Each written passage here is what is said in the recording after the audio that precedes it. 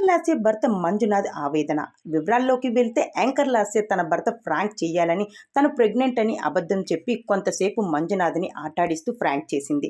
దీంతో ఒక్కసారిగా షాక్లో ఉండిపోయాడు మంజునాథ్. ఆ తర్వాత మళ్ళీ ఇది ఫ్రాంక్ అంటూ మంజునాథ్ షాక్లో ఉండడంతో ఒక్కసారిగా నవ్వేసింది లాస్య.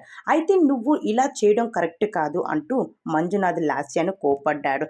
దానితో లాస్యతో మాట్లాడడం మానేశాడు. అప్పుడు కన్నీరుతో లాస్య మంజునాథ్కి సారీ చెప్పింది.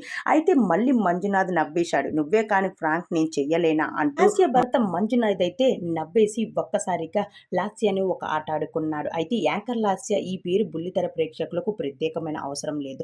తన ప్రత్యేకమైన వాయిస్తో క్యూట్ ఎక్స్ప్రెషన్తో అందరినీ ఆకట్టుకుంటుంది. పెళ్లి తర్వాత బుల్లితెరపై పెద్దగా కనిపించకపోయినా లాస్య టాకీస్ అంటూ ఒక యూట్యూబ్ ఛానల్ ద్వారా కూడా అందరినీ అలరిస్తుంది. అయితే ఆ యూట్యూబ్ ఛానల్లో లాస్య అయితే ఒక ఫ్రాంక్ వీడియో చేయాలి అనుకుంటున్నాను నా భర్తతో అంటూ ఒక వీడియోని చేసుకుంటూ వచ్చింది.